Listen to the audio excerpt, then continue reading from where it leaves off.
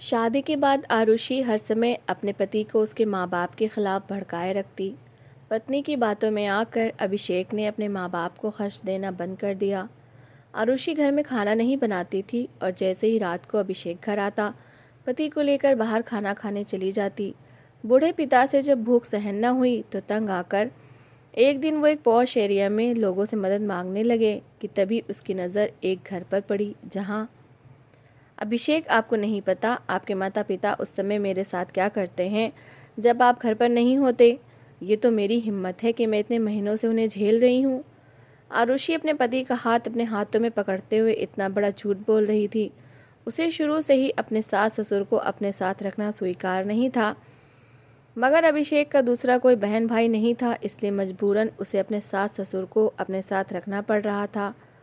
वो हर समय गुस्से में रहती थी। उसके सास ससुर तो बेचारे उफ तक नहीं करते थे और चुपचाप अपने कमरे में पड़े रहते। एक वो ही थी जो उनके पीछे पड़ गई थी, और सबसे बड़ी बात ये कि उसने अपने पति को भी अपनी साइड कर लिया था। आरुषि, अब मैं क्या करूं? मैं उन्हें घर से निकाल तो नहीं सकता। आखिर वो जैसे भी हैं मेरे माता पिता हैं, तुम बस इग्नोर किया करो। अभिषेक पत्नी के हाथ को सहलाते हुए बोला तो वो अंदर ही अंदर खुश हो गई, क्योंकि वो अपने पति को भड़काने में सफल हो गई थी। सफल तो वो पिछले 20-25 दिन से ही हो गई थी, लेकिन आज उसने ताबूत में आखिरी कील भी ठोक दी थी। अभिषेक, मैं तो कहती हूँ कि हम उन्हें ओल्ड होम में छोड़ आते हैं, इस तरह हमारी जान छूट जाएगी और हम हंसी खुशी अपनी ज़िंदगी गुजारेंगे, वो चहकते हुए बोली, क्योंकि उसे लग रहा था कि अब अभिषेक उसकी हर बात मान जाएगा। नहीं आरुषि, मैं ये नहीं कर सकता, क्योंकि तुम तो जानती हो कि मेरी इतनी सैलरी नहीं है, तो फिर मैं ओल्ड होम का खर्चा कैसे उठाऊंगा? आजकल ओल्ड होम वाले भी खर्चा लेते हैं, वो उदासी से बोला। उसे ये बोलते हुए ज़रा भी शर्म नहीं आ रही थी। उसके लिए सिर्फ पैसा ना होना परेशानी थी। अगर पैसे होते तो शायद वो अपने माता पिता को ओल्ड होम में भी छोड़ आता। पति की बात सुनकर आरुषि भी खामोश हो गई। पैसे का सुनकर तो वो भी चुप हो गई थी, क्योंकि वो इन बुढ़ा बुढ़िया पर बिल्कुल भी 1 रुपया ने खर्चा नहीं करना चाहती थी। अभिषेक की सैलरी अच्छी खासी थी और उनका गुजारा भी अच्छा चल रहा था, मगर वो माता पिता पर पैसा नहीं लगाना चाहता था। सच ही कहते हैं कि जब बेटा ही बदल जाए तो फिर कोई कुछ नहीं कर सकता। अगर अभिषेक अपनी पत्नी का साथ ना देता तो आज उसके माता पिता अपने कमरे में पड़े भूख से निढाल ना हो रहे होते। रात के 11 बज रहे थे और आरुषि आधा घंटा पहले ही अपने पति के साथ घर वापस आई थी, और वो भी खाना खाकर। उसने अपने सास ससुर के लिए कुछ नहीं बनाया था, इसीलिए वो बेचारे भूखे अपने कमरे में बैठे भगवान को याद कर रहे थे। वो दोनों ही बहुत अच्छे स्वभाव वाले थे, मगर उनका ये स्वभाव उनके किसी काम नहीं आया, क्योंकि उनकी बहू ही अच्छी ना थी जो उन्हें पहचान पाती। आरुषि, तुमने माँ बाबूजी के लिए तो कुछ बना तो दिया था ना? और अचानक से अभिषेक को अपने माता पिता का ख्याल आ गया। अभिषेक की बात सुनकर पहले तो आरुषि चुप रही, क्योंकि वो कोई झूठी कहानी सोच रही थी, और फिर अगले ही पल अभिषेक को संतुष्ट कर दिया। वो जैसा भी था, लेकिन वो उसके माता पिता थे, उसे कभी न कभी अपने माता पिता का ख्याल आ ही जाता था। अभिषेक, आपको क्या लगता है कि मैं खाना बनाए बिना ही चली गई थी? वो भोली सी सूरत बनाते हुए बोली। अरे नहीं मेरी जान, मैंने ऐसा कब कहा? मैं तो बस पूछ रहा था कि उनके लिए कुछ खाने को रखा था या नहीं। अभिषेक ने जल्दी से अपनी बात को बदल दिया, क्योंकि वो पत्नी की नाराज़गी मोल नहीं ले सकता था। पति की बात सुनकर वो भी खुश हो गई। जाने से पहले आरुषि ने कुछ भी नहीं बनाया था। जाते समय उसकी सास ने कहा भी था कि बेटा, अगर तुम बाहर खाना खाने जा रही हो तो हमारे लिए 2 रोटी ही बनाकर रख जाओ, हम किसी चीज़ के साथ भी खा लेंगे। मगर आरुषि ने सास की बात बिल्कुल अनसुनी कर दी और घर से बाहर निकल गई। उसकी सास बेचारी तो बिस्तर से ही नहीं उठ सकती थी, इसलिए बहू पर निर्भर थी। कुछ देर तो आरुषि और अभिषेक बैठे बातें करते रहे, और उसके बाद दोनों सो गए, क्योंकि अब रात काफ़ी हो चुकी थी। सुबह सवेरे आरुषि की आँख खुली तो वो कमरे से बाहर आ गई, क्योंकि उसे अपने पति के लिए नाश्ता भी बनाना था। अभिषेक सुबह 8 बजे काम पर चला जाता था, और उसके बाद वो सारा दिन घर में अकेली होती थी। इस घर में उसके सिर्फ सास ससुर थे, मगर वो उनके पास बिल्कुल भी ना जाती, और उनके पास जाने में तो वो अपना अपमान समझती थी। उसे बूढ़े लोग बिल्कुल भी पसंद नहीं थे। वो तो ये भी भूल बैठी थी कि हर इंसान को जीवन के अंत में बूढ़ा ही होना है। जब आरुषि किचन में आई तो अपने ससुर को देखकर गुस्से से आग बबूला हो गई। उसके ससुर बेचारे चाय बना रहे थे और साथ में प्लेट में कुछ बिस्किट भी रखे हुए थे। अंकल, आपने किससे पूछकर बिस्किट उठाए हैं? वो अपने से बड़ी उम्र के बूढ़े आदमी पर चीख रही थी, और वो आदमी कोई और नहीं बल्कि उसके पति के पिता थे। पहले तो वो बेचारे घबरा गए, क्योंकि वो हर समय ही उन पर गुस्सा करती रहती थी। फिर उन्होंने भी अपनी सफाई में कुछ ना कुछ बोल ही दिया। बेटा, तुम्हें तो पता है कि हमने रात में भी कुछ नहीं खाया, हमें बहुत ज़्यादा भूख लग रही थी, इसीलिए मैं चाय बनाने आया था। वो बूढ़े आदमी अपनी बहू के सामने चाय बनाने का कारण बताने लगा। हाँ, तो चाय तक तो ठीक है, लेकिन मैं पूछ रही हूँ कि आपने बिस्किट क्यों उठाए? ये बिस्किट मैं आपके लिए नहीं बल्कि अपने और अभिषेक के लिए लाई थी। उसके बाद आरुषि ने ससुर के हाथ से बिस्किट की प्लेट छीन ली। उसका यही मतलब था कि वो उन्हें खाली चाय पीने का कह रही है। चाय अभी बन रही थी, इसलिए उसके ससुर अब भी किचन में ही खड़े थे। इस बेशरम को ये भी दया न आई कि इस बूढ़े को कमरे में भेजकर चाय खुद बनाकर दे दे। आरुषि अब फ्रिज से आटा निकालकर रोटी बनाने लगी थी। मैं 2 रोटियां बनाकर दे रही हूँ, यही चाय के साथ खा लीजिएगा, और हाँ, आगे से मुझसे पूछे बिना किचन में नहीं आइएगा। वो तवे पर रोटी डालते हुए बोली। वो उसके ससुर चुपचाप बहू की बातें सुनते रहे। आरुषि ने 2 रोटियां बनाकर ससुर के हवाले की, तो वो चाय कपों में डालकर एक प्लेट में 2 रूखी रोटियां लेकर वहां से चले गए। आरुषि से तो ये भी ना हुआ कि वो पराठा ही बना देती। उसने ऐसे ही 2 रोटियां बनाकर दे दी, मगर फिर भी उसके ससुर ने उफ तक नहीं की थी, क्योंकि वो जानते थे कि अगर उन्होंने कुछ कहा तो वो ये रोटियां भी नहीं मिलेंगी। तो फिर वो क्या खाएंगे? वो तो अब अपनी बहू पर निर्भर होकर रह गए थे। आज से 8 महीना पहले आरुषि की शादी अभिषेक से हुई थी।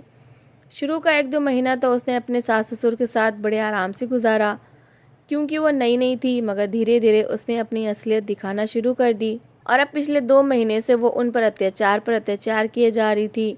शुरू के दिनों में जब आरुषि का व्यवहार उसके सास ससुर के साथ बदला, तो उन्होंने अपने बेटे को भी इस बारे में बताना चाहा, मगर बेटा भी तो पत्नी की साइड था। उसने माता पिता की किसी बात पर विश्वास नहीं किया, बल्कि उन्हें ही झूठा कहने लगा। उसके बाद उन दोनों ने भी चुप्पी साध ली और आज तक अपने बेटे से कुछ भी नहीं कहा, और ना ही अभिषेक ने कभी अपने माता पिता से आकर पूछा कि आपको किसी चीज़ की ज़रूरत तो नहीं। आरुषि किचन में खड़ी अपने और अपने पति के लिए आलू के पराठे बना रही थी, और साथ में उसने मक्खन भी एक कटोरी में रख लिया। एक और चाय बन रही थी और दूसरी ओर पराठे। सारा नाश्ता तैयार करके वो कमरे में पहुंच गई। आरुषि, क्या बनाया है तुमने? सुगंध तो बहुत अच्छी आ रही है। अभिषेक ने आलू के पराठों की खुशबू सूंघते हुए कहा। वो ड्रेसिंग टेबल के सामने खड़ा बालों को टॉवल से सुखा रहा था, क्योंकि वो अभी अभी नहा के आया था। अभिषेक, मैंने आपके फेवरेट आलू के पराठे बनाए हैं, खाकर बताएं कि कैसे बने हैं, वो चहकते हुए बोली। अभिषेक ने एक मुस्कुराहट पत्नी की ओर उछाल दी और उसके बाद बाल सही करने लगा। तैयार होकर वो सोफे पर आकर बैठ गया, क्योंकि उसके सामने ही टेबल पर नाश्ता रखा था। अब वो दोनों मिलकर नाश्ता कर रहे थे। अभिषेक तो उंगलियां चाटता रह गया। सच में आरुषि ने पराठे बहुत स्वादिष्ट बनाए थे। अभिषेक ने एक बार भी नहीं पूछा कि आरुषि ने उसके माता पिता को नाश्ता दिया है या नहीं। वो तो अपनी पत्नी के साथ बैठकर हंस हंस कर नाश्ता कर रहा था। नाश्ता करने के बाद जब अभिषेक कमरे से बाहर निकला, तो उसके बाबूजी आंगन में बैठे धूप सेक रहे थे, क्योंकि ये सर्दियों के दिन थे। अभिषेक ने पिता से कोई बात नहीं की और चुप करके वहाँ से निकल गया, और उसके पिता वहाँ बैठे देखते रह गए, मगर उन्हें ज़्यादा दुख न हुआ, क्योंकि अब ये रोज़ का नियम बन चुका था। थोड़ा बहुत घर का काम करने के बाद आरुषि भी घर से निकल गई, क्योंकि आज उसे अपने मायके जाना था, और उसने अभिषेक को पहले ही बता दिया था। वो जब शाम को वापस आई तो फिर से उसके सास ससुर किचन में खड़े कुछ बना रहे थे। ये देख कर तो वो गुस्से से लाल पीली हो गई। अंकल, मैंने आपसे कितनी बार कहा है कि मेरे किचन में मत आया करें। वो उनके हाथ से आलू और चाकू छीनते हुए बोली। ये क्या बना रहे हैं आप? वो कढ़ाई में झांकते हुए बोली, जिसमें अभी सिर्फ तेल ही डाला हुआ था। बेटा, मैं सब्जी बना रहा था, मैंने सोचा कि पता नहीं तुम कब आओ। तुम्हारी सास ने दवाइयाँ लेनी है और उसके लिए पहले खाना खाना ज़रूरी है, बस इसीलिए मैं किचन में आ गया। वो घर के मालिक होकर इस समय बहू से डर डर कर बात कर रहे थे कि कहीं वो उन्हें कोई बात ही ना सुना दे। आपको ये ख्याल तो आ गया कि आप खुद सब्ज़ी बना लें? क्या आपको फ्रिज में कल की रखी हुई सब्ज़ी नज़र नहीं आई? वो अब भी गुस्से में बोल रही थी, क्योंकि वो तो ये सोच कर गई थी कि वो कल की रखी सब्ज़ी खा लेंगे। आरुषि ने घर से जाते समय कुछ भी नहीं बनाया था, क्योंकि आज अभिषेक को भी अपने दोस्त के साथ एक पार्टी में जाना था, और आरुषि भी माँ के घर से खा कर आई थी। बेटा, तुम्हें तो पता है कि तुम्हारी सास की तबीयत ठीक नहीं रहती और डॉक्टर ने बासी खाना खाने से भी मना किया है, तो बस इसीलिए मैं उसके लिए अलग से सब्जी बना रहा था। वो तो किसी बच्चे की तरह सफाइयाँ दे रहे थे, और वो भी अपनी बहू के सामने। आरुषि ने ससुर की बात सुनी तो उसे और भी गुस्सा आ गया, मगर इस बार वो कुछ न बोली और कहकर चली गई कि अगर खाना खाना है तो जो फ्रिज में रखी सब्जी है वो खा लें, वरना ना खाएं। ये कहते हुए वो तो चली गई, मगर उसके ससुर बेचारे सोच में पड़ गए, और फिर जब उन्हें कुछ समझ ना आया तो फिर से वही बासी खाना निकाल कर गर्म करने लगे।